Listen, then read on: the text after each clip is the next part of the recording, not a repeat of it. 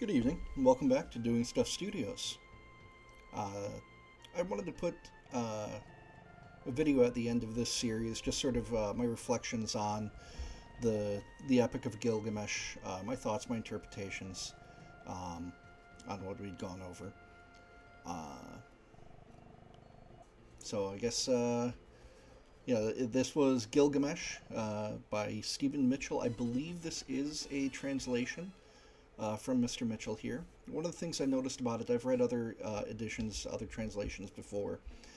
This does seem to be, I don't want to say simplified, but, or I don't know if the previous translations that I read were more um, embellished. I haven't done that much research on it, honestly. But this did seem to hit all the beats that I recall from it, except for I think there was a little less repetition of phrases and themes that I recall.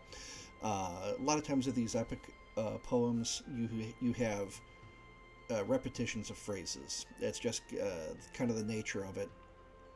The theory behind it is these were verbal verbal retellings for many years, or hundreds of years before they were written down, and that kind of cadence and repetition both leads was both good for the meter of the poetry and for the memorization by the reciters. So it can get a little bit much for modern readers, I suppose, but it's still nice when you come across it. If you understand it and appreciate it for what it is. So it opens up with that the prologue, which is one of my favorite openings in really any story. It sets the scene. Well, Mitchell calls it the prologue, but it sets the scene where walk on the wall of Uruk, follow its course around the city, inspect its mighty foundations, examine the brickwork, how masterfully it's built. And spoiler alert, this same phrase bookends the story. So it opens up with that, and at the end, you have Gilgamesh saying to Orshanabi, as he's returning to Uruk, to walk on the wall of Uruk, follow its course, and inspect its foundations. So it's very nice, beginning and end of it, and where you kind of have the realization at the end that in the beginning, it is the narrator, possibly, depending on how you can interpret it, that in some way or form Gilgamesh did find his immortality through this poem, and that in the beginning it is actually he who is telling you to walk the walls of Uruk. And it opens up with the first chapter being that Gilgamesh is a terrible person, and so you get the themes, the bad king, the mad king, I think I titled it in the beginning. I remember years ago there was it came out of from the movie Braveheart, where the king of England in that movie said, like, oh, we're gonna have prima noctur, and people were debating whether or not that ever happened, and like, no, that wasn't a thing that happened. Well, here we are in this story that's 4,000, 5,000 years old, of the king quite explicitly taking his right as the deflowerer of all the women in the city. So quite a bad person. People didn't like him very much, and as god kings go, the people just sort of suffer through it with the understanding that, like, oh well, this is the way that the gods made it. Nobody can beat him, so you're just going to suffer through it. And this kind of interaction between the gods and Gilgamesh and the people, sort of an interesting dynamic where, like with a lot of these ancient gods, and again, the theory goes to whether or not they are malevolent, or the theory is that they're based on forces of nature, which could be quite capricious. You don't really know when or how or what the weather is going to be like, and so the gods that represent these things tend to be very frightening, and like sometimes they're on your side and sometimes they're not.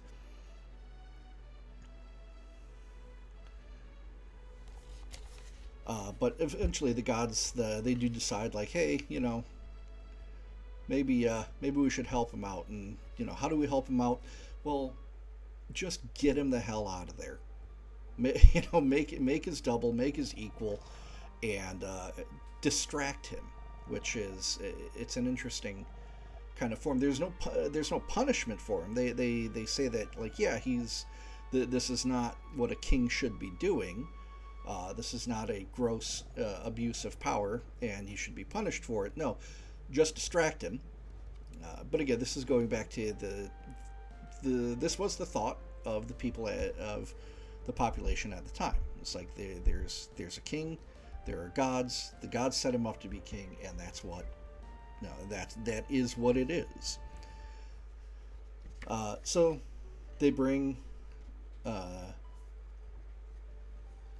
into being Enkidu, the wild man. He's, again, for a story as old as this is, there's so many things that continue on even into the modern world. This idea of this naive, almost childlike character, who's in the body of a grown man, but doesn't know anything of the world. He lives with the animals, the noble savage kind of stereotype. But he is, of course, civilized by, well, the temple harlot. What was her name? Shamat. And through we'll call it interactions of this woman, brings him out of the sort of chaos and disorder of the wilderness and into the order and civilization of the city, and you are now a human. And there's a lot of different interpretations that you can make from that, and sort of there's the meme of, guys, women won't understand that guys can live like this and be perfectly happy, and it's a lawn chair in an empty room with a TV and an Xbox kind of thing, where women are the civilizing factors in humanity, that they are the ones that demand the stability and the protection of a home and a city, even agriculture. So I think there are those notes here. It is I don't really know the history behind or the reasons behind the Temple of Ishtar and the temple prostitutes, or the reason why that she would be the civilizing factor in particular, instead of a woman to marry and be with. I don't know the context of the culture at the time, and I think that's actually still debated of what that really means. So, of course, he goes and he meets a man who's on his way to a wedding party, and tells him, like, oh yeah, Gilgamesh is about to go and bang out the bride before the husband does. And Enkidu is enraged by this. So there's again, this funny dynamic, even years ago, the 4,000 years ago, where you have these sort of free use temple harlots, and then, but there's still some sort of demand for, if not monogamy, or some kind of faithfulness between married couples, especially between men and women. You don't take another man's woman. So that's interesting, and Enkidu himself not necessarily knowing that, well, there's the gods, and he doesn't have the same perspective as the citizens of the city do, where like, oh well, this is the way the gods made it, and this is the way it is, so we're going to follow it, even though we don't like it. So he fights Gilgamesh, and then they become best friends.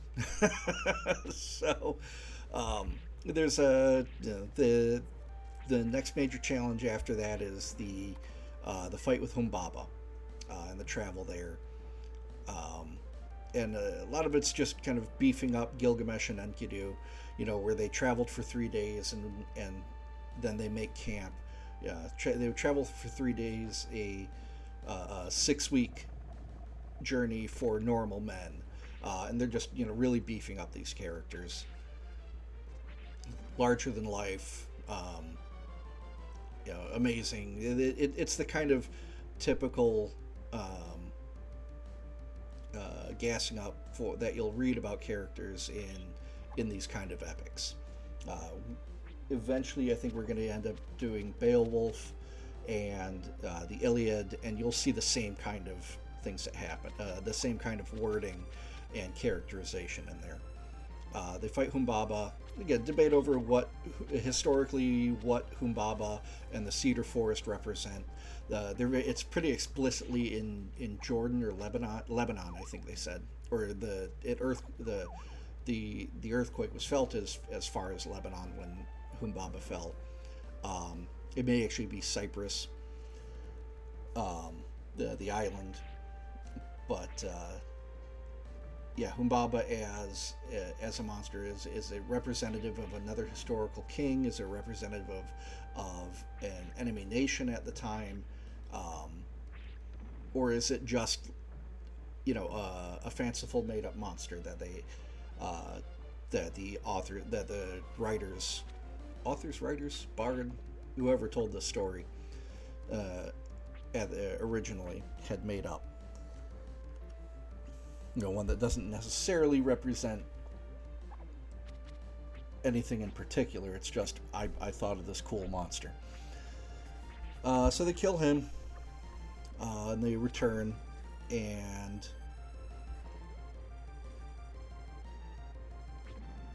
again to fanfare of the people, and when they get back,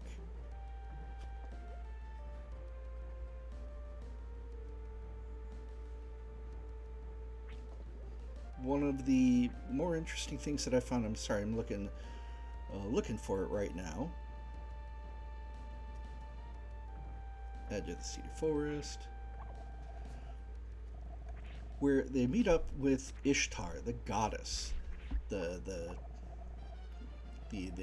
at the Inanna temple, sacred to Ishtar. This is where the temple prostitutes come from. Ishtar is a fertility goddess of kind, like sort of an Aphrodite figure. Again, at this time, there was this kind of connection between sleeping with a woman and worship of this god, of this goddess. I don't think it's anything near the same kind of what would you call it? The stigma as like modern prostitution would have. It's definitely not that kind of characterization. It's not the same kind of purely carnal, sense-oriented, just sex kind of thing. This is in a religious context, that these would go through. But she comes down, and again, 4,000 years ago, if you're this is the begone thought meme, the memes that persist through the ages, saying, come here, Gilgamesh, marry me, give me your luscious fruits. And there were parts of this where I chose to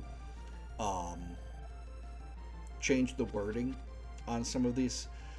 It got pretty graphic, and just starting out in this channel,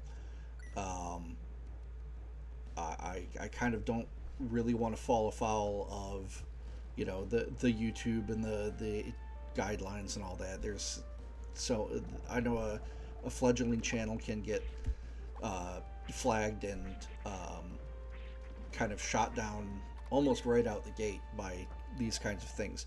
But some of the euphemisms that I used in there, just understand that they weren't written like that in Mr. Mitchell's book here. They were quite graphic. But she's telling him all the stuff that she's going to give him if he marries him, and he just absolutely smacks her down. Why would I want to be the lover of a broken oven that fails in the cold?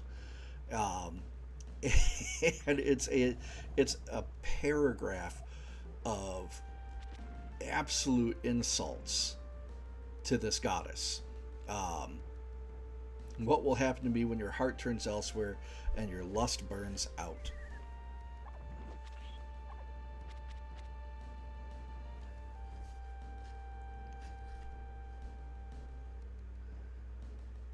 And he recounts there's a little bit of origin stories that are mixed in with this epic as well, which happens in a lot of epics too. Some are expressly origin stories. If we ever go into reading the Metamorphoses by Ovid, that one's almost expressly origin stories of things. But there's one of the bright speckled roller bird. So in this version of what is Sumerian world thought, that the bright speckled roller bird was a lover of Ishtar at one time. So what is this? Somebody's sitting around, what is this bird in the woods that sounds like it's crying out in pain? It has the onomatopoeia of awi, awi. I don't know if that's a direct translation or if there was some sort of Sumerian onomatopoeia of awi or ouch. But Mr. Stephen Mitchell went with he sits in the woods crying owie, owie. So, and so sitting around the campfire, somebody hears a strange bird making ouch sounds, and come up with a story of like, oh yeah, that was they were married to Ishtar once, and she cast him out, and he now sits in the woods and mourns over his lost love goddess. So you love the lion, matchless in strength. Then you changed, dug 7 pits for him, and when you fell, you let him die. This is probably the origin of a form of lion hunting, where they would dig pits and possibly chase, or maybe not chase. They probably had some kind of bait that they would pull along and have the lion, fall into the pit either with the bait, or lead him into it. And continuing on with the love of the hot-blooded war stallion, you doomed him to the whip and the spurs. The taming of the horse, the domestication of the horse. This kind of going back to that theme of domestication through women, as within Enkidu in the beginning. And yeah, so he just goes through this 3 pages really of begone thought, and of course Ishtar shrieked and exploded with fury. Raging, weeping, she went up to heaven to her father. Gilgamesh slandered me. He hurled the worst insults, horrible, unforgivable things. And, that's something I think that we've lost in this generation, that, of course, the god challenges her on this and says, what did you do to provoke this? Did you try to seduce him or start insulting him or did he start insulting you for no reason at all? No pushback, just I want to destroy him. Give me the Bull of Heaven. Some debate on the Bull of Heaven. This is I don't know how closely this is in some other Fertile Crescent tales. In Egyptian cosmology, I don't remember the name. It's not a bull. It's one of their cow-headed goddess is responsible for a similar kind of destruction of mankind in the early stages. There's this too. Actually, there's more than one sort of early mankind destruction in Sumerian cosmology, I think you would call it. But there's an older story with the Bull of Heaven that comes down and wreaks some sort of destruction on the world. And we'll get into a different story of that later on as well. But she wants the Bull of Heaven to come and to kill and punish Gilgamesh, and her father Anu, does decide, okay, I'll let you go. You ask her, you realize that this is going to bring 7 years of famine and destruction on Uruk. Are you prepared for this? And she says that she is, and he hands it off. Manosphere interpretations here, but Gilgamesh and Enkidu triumph over the bull. Another bros being bros, and kind of conquest, and a further insult Ishtar. And they ripped out the heart. They offered it to Shamash. Now, Shamash, I believe, is the sun god.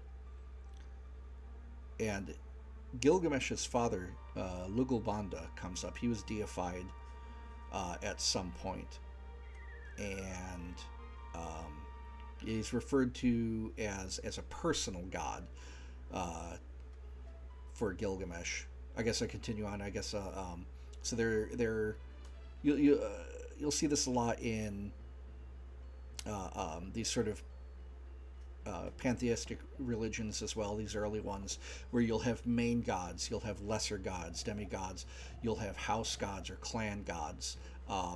There's a core that everyone kind of accepts and represents, or like the main ones that they list them out: Ea, Ishtar, I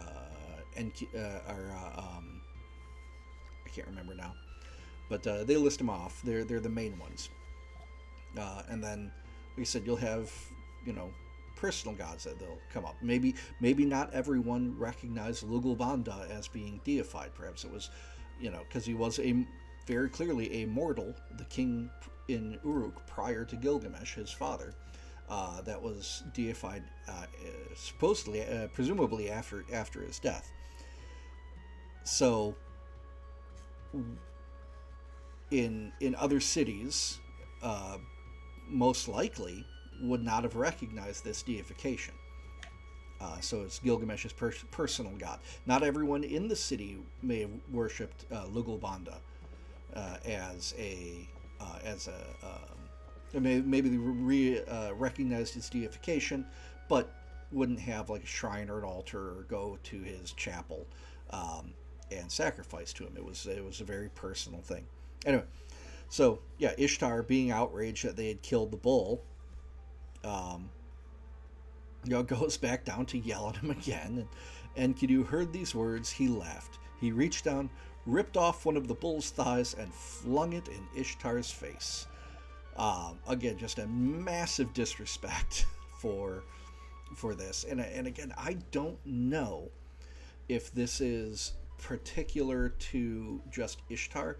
You'll read similar stories with Aphrodite, where she is, it's really she's kind of the she's not the cause of the Peloponnesian War, but when Eros, really it's Eros that has the golden apple that says to the prettiest, but it's, I don't remember now. Is it? But she convinces Paris to choose her, to award her the title of the fairest god, and in exchange he receives Helen of Troy, and that is what sparks off the entire war of Troy. So you have similar things going on with other fertility goddesses, where they're not really the most respected goddesses, for one reason or other. They're often presented as capricious, the most hot-headed. So that's a recurring theme that you'll see in these ancient books. And so with Gilgamesh and Enkidu, again, continuing their absolute non-tolerance of her fatherless behavior.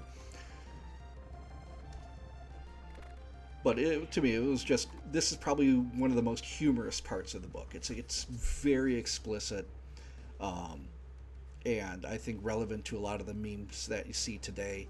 And it's just funny seeing the same sort of ideas 4,000 or 5,000 years ago, completely spelled out. Then we have Enkidu having his dream of his. She curses them, of course, and Enkidu has his dream, and dies.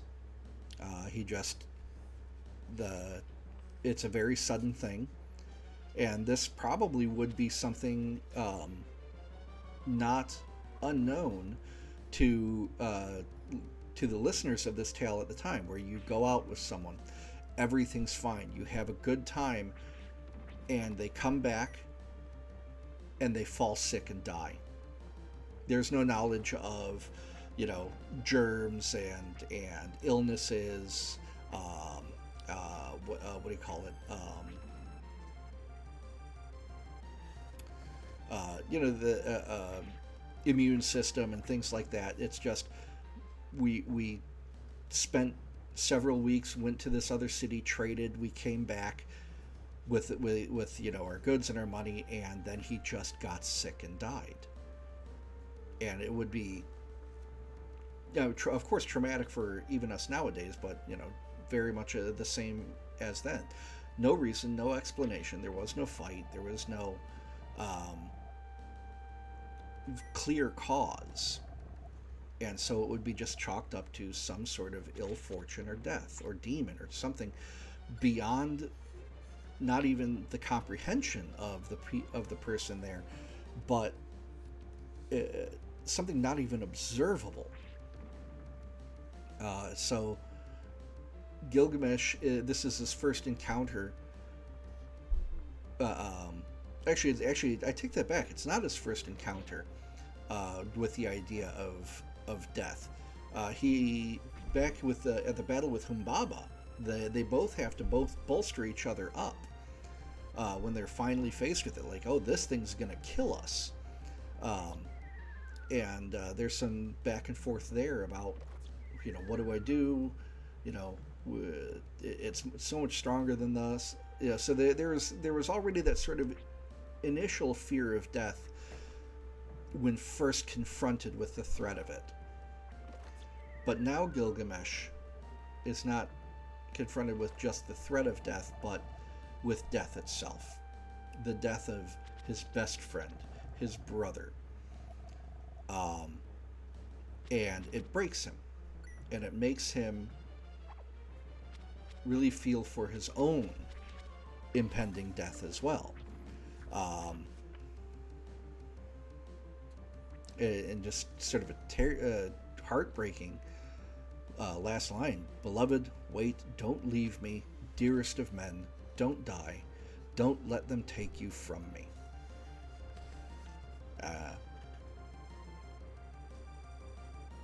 And then we have his funeral, and the funeral for Enkidu after that. In a typical kind of try and take it with you fashion of these ancient cultures, you have burial goods. It was a display of wealth that, actually not even all that ancient. We continue some form of burial goods up until the modern era. But these were massive amounts of food and jewels and everything else. There was this sort of idea that in some way, shape, or form, you could take it with you. And I'm looking for it here, but there's a point where, Gilgamesh asks, Enkidu is dead and buried, and when is it's going to be my turn? And he really struggles with this existential threat of, oh, I can die too. And he wants to run from it. And he's heard of this character, he's heard of this person, Utnapishtim, whom the gods have supposedly given immortal life to as well. And so in his grief, he leaves again to seek out Utnapishtim.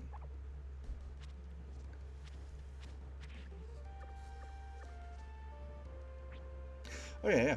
Enkidu, Gilgamesh wept over Enkidu, his friend, bitterly, who wept through the wilderness. Must I die too? Must I be as lifeless as Enkidu? How can I bear this sorrow that gnaws at my belly? And so you have the typical kind of quest formula where he goes out. He is encountered with another kind of monster, but one that he doesn't go to kill. It's two scorpion people that are posted at the entrance to where the sun moves. The cosmology at the time, I don't think the Greeks were the ones that really understood a spherical Earth, but even then, I think they were still geocentric universe.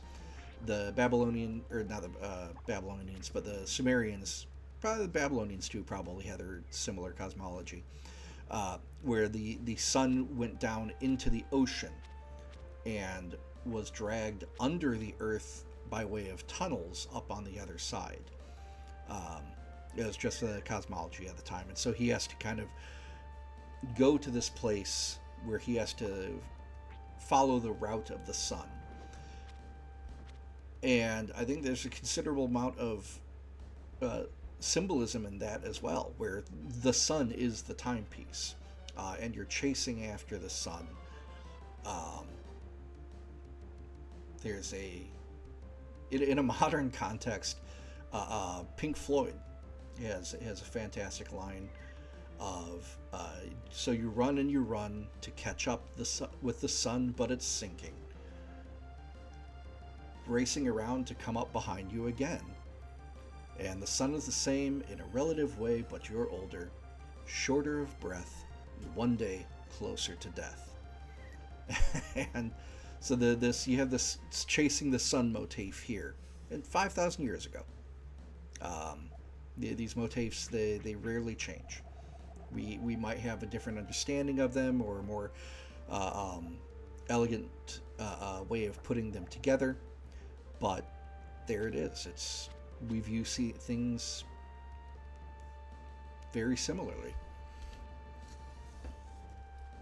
So, and this kind of mirrors the path of life. The sun was rising, Gilgamesh entered. He goes through this chorus of hours that he goes through, and then the sun is hurtling towards him. and he barely escapes by the end. And once he's through that, he's up to the next one. You have the tavern keeper. This kind of outpost at the edge of the world, built beyond the edge of the world. So, why is there a tavern keeper beyond? It doesn't say. Don't worry about it. Just read. It's fun. And so, she sees this haggard man, and immediately sees him as a threat. Which, I mean, of course, imagine what this this dirty, massive hulk of a man who is weathered, dirty, wearing animal skins.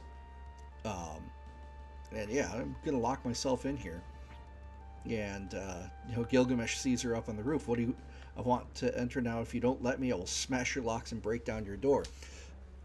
Gilgamesh, by the way, doesn't really change in character through this. I'll get there at the end. But even now, his initial responses to things in his way is violence. He does it to the innkeeper. Let me in or I'll break everything.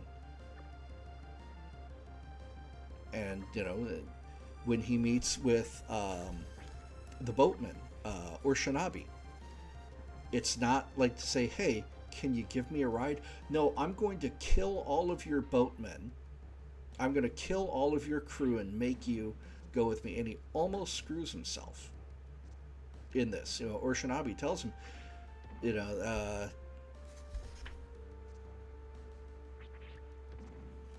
he's got the stone men, go with him. And there's no characterization of the stone men. I think this is another sort of, again, I haven't really done much research into it, but these don't appear to be people. Maybe a construct, a golem kind of thing that Shinabi has. They're just destroyed and tossed into the ocean.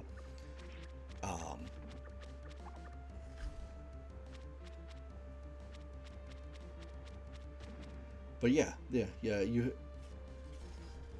And Shinabi says, your own hands have prevented the crossing. Again, Gilgamesh's initial response is violence in an extreme degree. But because the story needs to carry on, there is hope. You need to make these poles, 300 of them, 100 feet long, strip them, make grips, and bring them to me. And I think you could interpret this as okay, well, because of your lack of impulse control and your immediate turn to violence, now it's only increased your work, that you now have to go make these poles. You are the one that has to push the boat through the waters of death.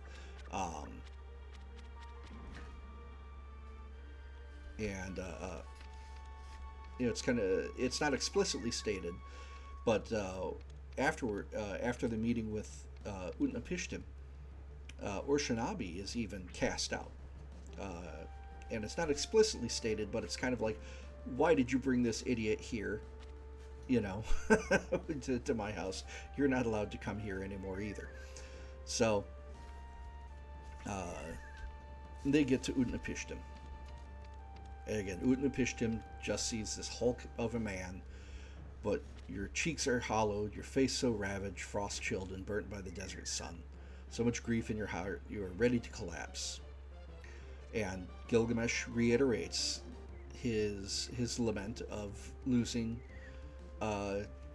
Enkidu. And he says again, he mentioned this before, but first I'm mentioning it here, that he, for 6 days and 7 nights I mourned him. He refused to bury him. If my grief is violent enough, perhaps he will come back. But it isn't until decay sets in that Gilgamesh is able to let the body of Enkidu go. It's until the maggot fell out of his nose. It's not until the rot is visibly set in that he can accept this. Or, again, not accept the death of Enkidu. He continues to mourn him, but at least the bodily image of Enkidu. And, Utnapishtim, recounts his story, which, I think this is one of the most famous things about Gilgamesh. That this story of Gilgamesh is the oldest written. I think it is the oldest written. It might be one of the Vedas, or it's at least in competition with it. My understanding is that this is the oldest written human story. As if there's another story. I don't know why I said human.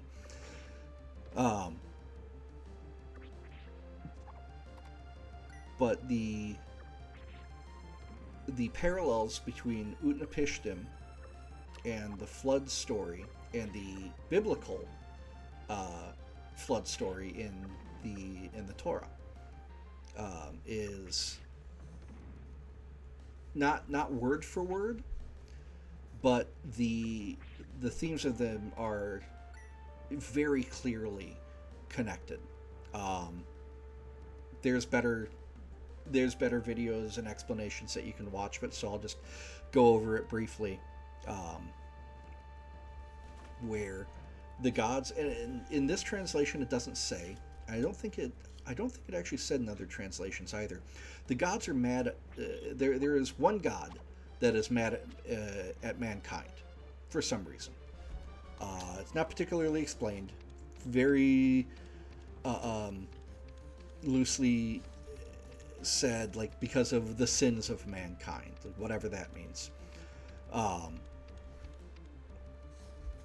And they want to, so they vote on destroying the earth through the flood, destroying mankind. Actually,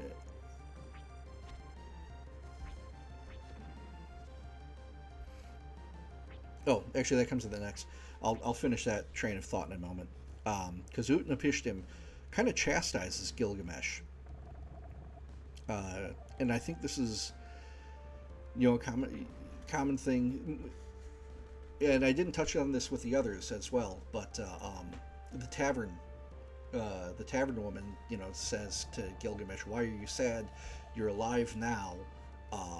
Eat, drink, and be merry," kind of advice to him, which I think, if any of us have dealt with someone going through this kind of depression or gone through it ourselves, we've heard the same sort of things of, "Why are you sad, bro?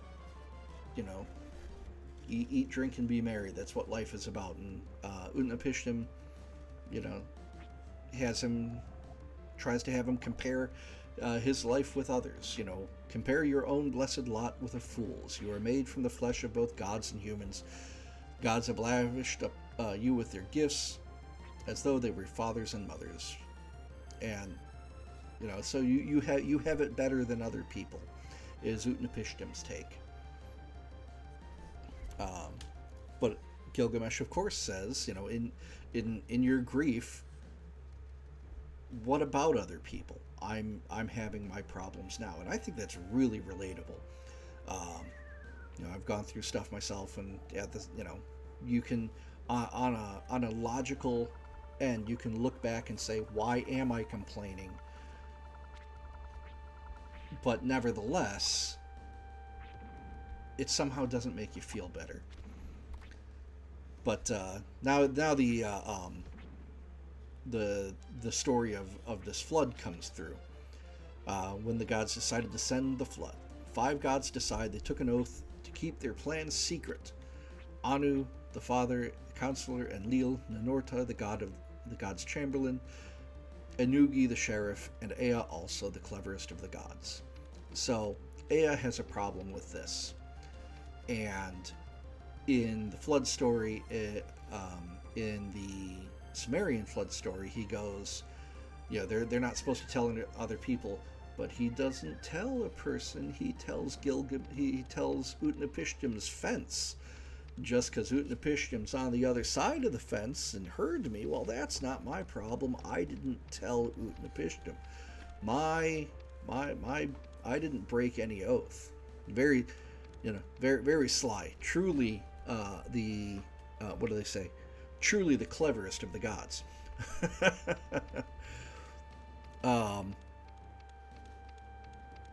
And so Utnapishtim is in fact the king of Shurupak.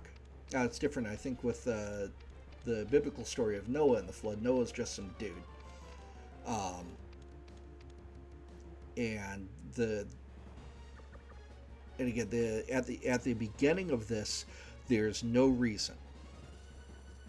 It just says, I was king once a long time ago when the great gods decided to send the flood. 5 gods decided, and that's it. And again, that's again representative of how people at the time, as gods being these forces of nature that just do things. There isn't a reason. And in afterwards, they talk about, why would you destroy everyone for the sins of some? And that's the only time that they mention sins, as sort of just an afterthought.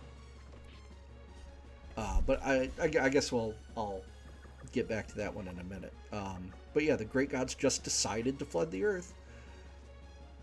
I think Enlil, I think, is the one that had a particular hatred of human beings. He was the one, it seems like, started all of this, or at least pushed for it. Ea had a problem with it and told the secret to king at the time, Utnapishtim. And Utnapishtim has a very rational thought about this, saying, when I start building this massive ship, people are going to start asking me questions. What do I tell them? In this kind of strange deceit of, like, okay, there's going to be thousands that are about to die. Millions. Ea said, tell them that Enlil hates you, that you can no longer live in the city or walk on the earth which belongs to Enlil, that it is your fate to go down into the great depth and live with Ea your lord, and that Ea will rain abundance upon them, and they will have all that they want and more. So he's telling the king to tell his subjects that, hey, I'm building this giant boat because I'm about to go. And when I leave, all your dreams are going to come true. When in actuality, they're all going to drown and die horribly. So I don't know, is this a look into the particular morals and ethics, ethical thinking of Sumeria at the time, where a king can just do what he wants so long as he survives? The gods said it's okay. So I find that a very interesting passage. It even talks about, he laid out the structure of the plans, and he gets others to help him, including the poor also helped. Again, he has this incentive here that they will have all that they want and more. So the entire city now has an incentive behind them to get Utnapishtim's boat built and get him the hell out of there. So even the poor helped also. Now, they carried timber, hammered nails, cut wood. What did they talk about? Children too. So everybody was in on this, and he gives the, much like the biblical flood arc story, he gives the dimensions, but the dimensions are different than what the biblical arc was. This was a think of a 6-story square building with a roof, with a roof on top of it, divided each deck into 9 compartments. Oh yeah, bring one of each animal. No, it doesn't say. Gather and take aboard the ship examples of every living creature. And so he does this, and not only that,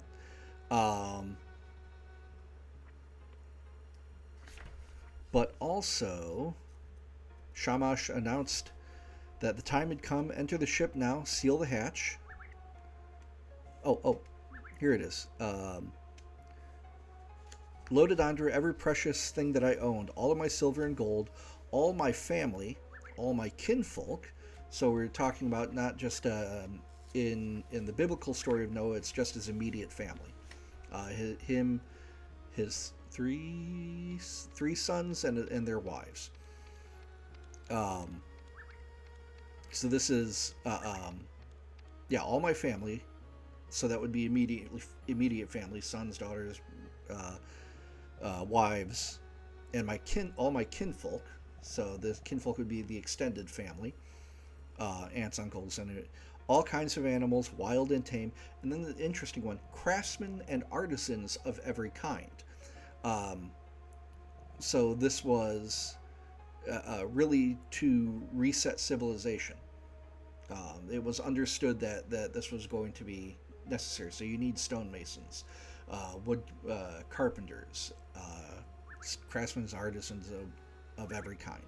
So that's an interesting detail that gets omitted from the biblical flood story. Again, this kind of odd section of the story, knowing that he has lied to the people, that I'm going to sail down this river and get the hell out of here, and you're going to be richer because of it, is the lie that he's told them. So he entered the ship, and the shipwright, the man who built the ship engineer, Puzur Amuri, who had to stay outside and seal the hatch. I gave him my palace with all its contents. Fat lot of good that's going to do him. Just a very interesting. I don't know if this is. It may be possible that there were two different narratives going at the time, and that over the years that they kind of merged into one story, and so it's sort of these conflicting ideas that may have entered in. I don't know. That's my speculation. I haven't done that much research into it. And it goes through. The heavens pour out. The land was shattered like a clay pot. Lots of great descriptions like that through this. Even the gods are afraid, and they cower. Even the gods are afraid. Anu shut the gates. The gods cowered by the palace walls like dogs. And Aruru, the mother of men, screamed out like a woman in childbirth. If only that day had never been when I spoke up for evil in the council of the gods. So, again, there's... and it goes to...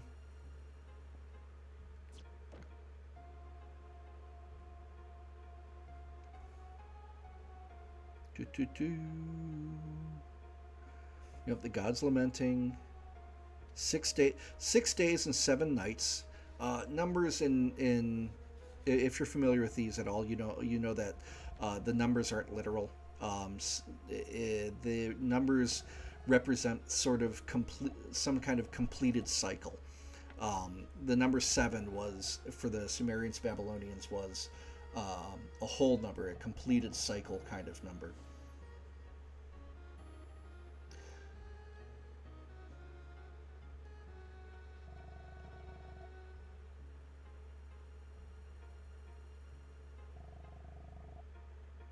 I'm going to run out of time. Wait, no, I'm not. I think I'm good. We'll see what happens. So, a whole number, kind of a completed cycle kind of number for the Sumerians.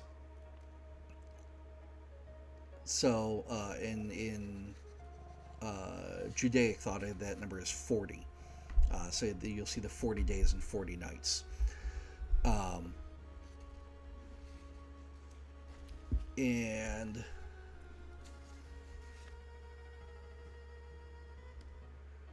yeah, and Enlil arrived.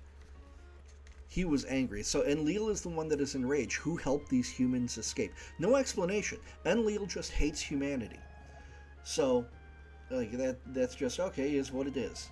Enlil's clearly the one that was pushing behind this, and he's mad that some humanity survived it at all. And Ninurta, oh wait, no, it was Aruru was the mother of humanity. Um, the rainbow origin is in this as well. When Aruru came, she held up the air her necklace of lapis lazuli, Anu's gift when their love was new. I swear by this precious ornament that never will I forget these days. Let all of the gods come to the sacrifice, except for Enlil, because he recklessly sent the great flood and destroyed my children. So there's, including the rainbow imagery. So that is it. And they decided, well, Utnapishtim has to. Again, the interpretation on this can be could be different, but they're asking like, okay, well, what do we do with Utnapishtim? And it is Enlil that comes to Utnapishtim and his wife and says, well, you know what? You survived, so we're going to make you immortal. I don't know if that immortality is actually a curse. Kind of thought is more of a modern one, but that's the way that you could interpret this. And he says, but from now on, he and his wife shall be like us. They shall live forever at the source of the rivers far away. So this might be a little bit of a curse from Enlil, saying like, okay, you're going to lose some of your humanity. You will be like us, which really would be the stripping of humanity from them. And you're going to live at the source of the rivers far away. Get away from me, I hate you. And they brought us to this distant place at the source of the river. Here we live. And he asks Gilgamesh, and Utnapishtim asks Gilgamesh, who will assemble the gods for your sake? Who will convince them to grant you the eternal life you seek? How would they know that you deserve it? And he has some, and again, Gilgamesh has still not shown himself to be anything other than a brutal person. When he meets Utnapishtim for the first time, I imagined that you would look like a god, but you look like me. You're not not any different. I intended to fight you, yet now that I stand before you, I know that now that I see who you are, I can't fight. Something is holding me back. So he still has that initial impulse of violence when he sees Utnapishtim. He was going to try and beat the secret of immortality out of him. So Utnapishtim is looking down saying, you're not worthy of this kind of thing. So he says, okay, well, I'm going to give you some tests. And his first test is to sleep, to stay awake. For not sleep for 7 days. Pretty grim, but he sleeps immediately. And Utnapishtim knows right away, all men are liars. When he wakes up, watch how he tries to deceive us. And he has this great timing mechanism with loaves of bread. And if you've ever had fresh bread, it's not like the store where you can keep it in your fridge for. I have a loaf of bread that's been in my fridge for, I swear to God, a month. We're halfway through it because I don't eat a whole lot of bread. It's still fine. It's still soft. Real bread doesn't do that. I think this is just a great sort of calendar. So imagine like a loaf of bread is baked every day, and it kind of goes backwards, saying the first loaf was rock hard. Well, that's the first loaf that was made on the first day. It's now 7 days old. It's really going backwards. It would be the 7th loaf was still on the coals. The 6th was stale. The 5th was spotted with mold. The 4th, whitish covering. The 3rd had shrunk. The 2nd was dried out like leather. And the first one, the 7-day-old one, was rock hard. I don't know. I find that interesting. Just a little timepiece that they would have understood as like, this is how you can judge days, by the decay of your bread. So when he fails that, they give him the boot, and they give him one more chance. And this is also they tell him, okay, Urshanabi, this is your last time that you will be allowed to cross the vast ocean and reach the shores. No explanation as to why, but I don't know. In my head, it's like, why did you bring this guy here? Like, you think that I wanted to talk to this person? You wasted my time. Get out of here. Don't bring anyone to me ever again. He gives him one more chance, that there is a small spiny bush that grows in the waters of the great deep. And if he gets this plant, he can, it's the fountain of youth. Not eternal life, but it says this plant is the secret to the fountain of youth. An antidote for the fear of death. And here we have, it circles back to the journey with Enkidu. At 400 miles, they stopped to eat. At 1,000 miles, they pitched their camp. Gilgamesh saw a pond of cool water. So the journey to Humbaba was in these same terms, that there's 400 miles, 1,000 miles, they pitched their camp.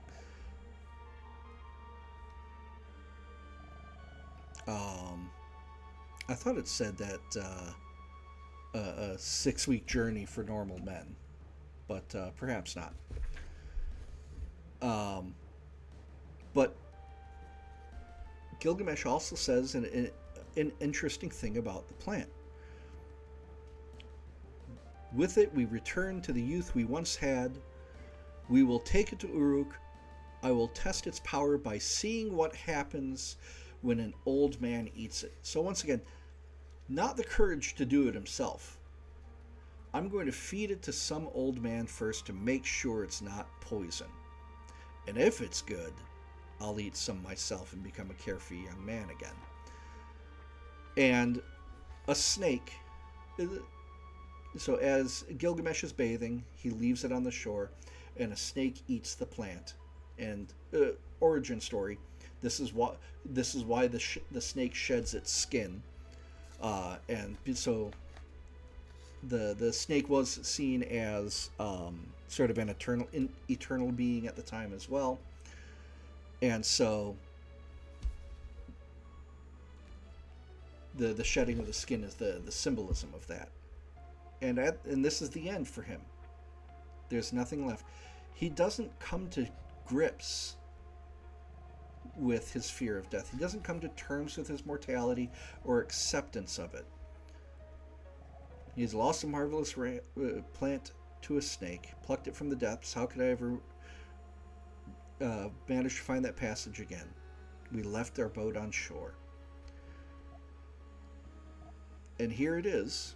The last they arrived, this is the wall of Uruk, which no city on earth can equal. See how its ramparts gleam like copper in the sun. And that's it. It is a difficult tale, I think, to interpret in a lot of different ways. And I think also time itself has done a lot to kind of obscure some of the lessons in it. A lot of it's dependent on the thinking of the time, on the morals of the time, and we're missing a lot of that cultural context. That's all I've got for that. Thank you so much for listening, if you have been. Wanted this just to be kind of a stinger at the end of this series. The next one we read, I don't know yet. It might be Beowulf. I'll tackle the Iliad at some point. The Iliad is very long. But thank you very much. This has been Doing Stuff Studios. If you like what I do here, like and subscribe. Comment down below what game you'd like to see played next, or what story you'd like to hear. Thank you, and good night.